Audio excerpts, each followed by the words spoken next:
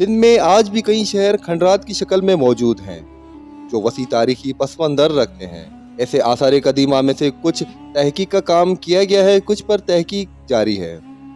اگم کوٹ یا اگامانو کوٹ بھی ایسے ہی تاریخی مقامات میں شامل ہے جن پر اب تک کسی بھی قسم کا تحقیقی کام نہیں کیا گیا۔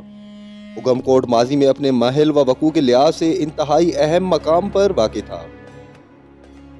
اس تاریخی شہر کی آبادی قدیم زمانے میں کتنی ہوگی اس بارے میں وثوق کے ساتھ تو نہیں کہا جا سکتا، لیکن موجودہ وقت میں بھی ان کھنڈرات اور قبرستان کی اراضی تقریباً 200 ایکڑ رقبہ پر پھیلی ہوئی ہے، اور کھنڈرات آج بھی راجہ اگم لوہانا کے نام سے منسوب ہے۔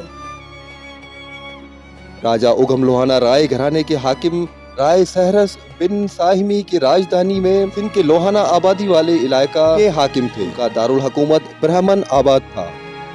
اس شہر کا نام راجہ اگم لوہانا کے نام سے منسوب ہے، لیکن یہ یقین کے ساتھ نہیں کہا جا سکتا اس شہر کی بنیاد راجہ اگم لوہانا نے ہی رکھی تھی، یا شہر ان کی حکمرانی سے قبل کسی اور نام سے موجود تھا اور راجہ اگم لوہانا نے اس شہر کی تعمیر و توسیع میں اپنا کردار ادا کیا۔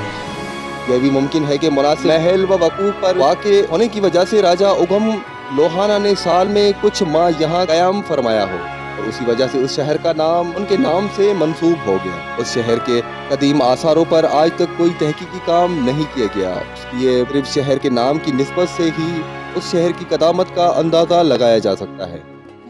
اگم کوٹ کی قدامت کا اندازہ اس بات سے لگایا جا سکتا ہے کہ جب رائے چچ سیوستان فتح کر چکے تھے تو انہوں نے برہمن آباد کے حاکم راجہ اگم لوہانا کو اپنی اطاعت قبول کرنے کے لیے خط روانہ کیا۔ راجہ اگم لوہانا نے ان کی اطاعت قبول کرنے سے انکار کیا تو رائے چچ نے راجہ اگم لوہانا کی سلطنت پر حملہ کر دیا۔ یہ جنگ 1 سال تک جاری رہی جس میں راجہ اگم لوہانا کے لشکر کو شکست نصیب ہوئی۔ اس شکست کے بعد راجہ اگم لوہانا نے اپنے آپ کو قلعہ بند کر لیا اور اسی حالت میں ہی ان کی موت واقع ہوئی۔ باپ کی موت کے بعد راجہ اگم لوہانا کے بیٹے سرہند یا سربند ان کے جانشین مقرر ہوئے۔ راجہ سربند نے رائے چچ سے شکست تسلیم کرتے ہوئے قلعہ ان کے حوالے کیا اور ان کی اطاعت قبول کر لی۔ فتح حاصل کرنے کے بعد رائے چچ نے 1 سال تک برہمن آباد میں قیام کیا۔ اس عرصے کے دوران رائے چچ نے راجہ اگم لوہانا کی بیوی سے شادی کی اور اپنے بھتیجے داہیا دہر مویا کی بیٹی سے راجہ سربند لوہانا کی شادی کروائی۔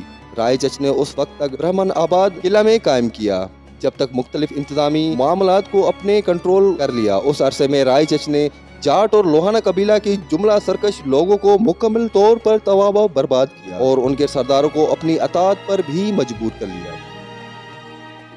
رائے چچ نے جاٹ اور لوہانا قبیلے کے لوگوں پر یہ پابندی بھی عائد کی اب وہ اپنے ساتھ کوئی بھی اسلحہ نہیں رکھیں گے، صرف اون سے بنے ہوئے کپڑوں کا لباس پہنیں گے، گدھے پر بھی بغیر زین کے سواری کریں گے، ہر وقت ننگے پاؤں اور ننگے سر رہیں گے، وہ جہاں بھی جائیں گے تو ان کے کتے ان کے ساتھ ہوں گے، برہمن آباد گورنر کے جاسوس کی خدمات سر انجام دیں اور ہر حال میں وفادار رہیں گے۔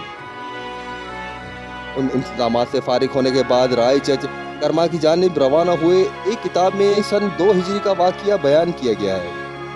سندھ پر حملوں کی تاریخ، تاریخ سندھ، سندھ کے ہندوؤں کی تاریخ، قدیم سندھ کی تاریخ، سندھ کلوڑا دور اور دیگر کتب میں بھی اسی قسم کے حالات بیان کیے گئے ہیں۔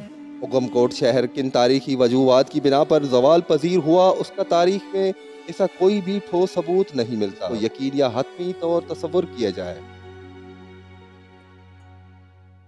یہ عظیم تاریخی شہر 1780 یا 81 میں مدد خان پٹھان کی سندھ پر ہولناک حملے میں تباہ ہوا، جس پر مورخین لکھتے ہیں کہ مدد خان پٹھان کا لشکر سندھ پر کسی بے رحم طوفان کی طرح وارد ہوا۔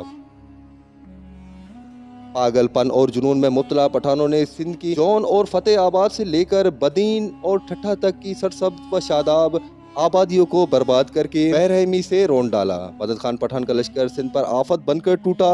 انہوں نے لوگوں کے تن سے کپڑے اور پیروں سے جوتیاں بھی اتروا لی۔ اس حد تک لوٹ مار اور جلاؤ گھیراؤ کیا گیا کہ گھروں سے جملہ سامان کے ساتھ زمین پر بچھی ہوئی چٹائیاں بوریاں بھی لوٹ لی گئیں۔ اب تک کے لیے بس اتنا ہی۔ اللہ تعالیٰ سے دعا ہے کہ سرزمین پاکستان کو اپنے حفظ و امان میں رکھے، آمین یا رب العالمین۔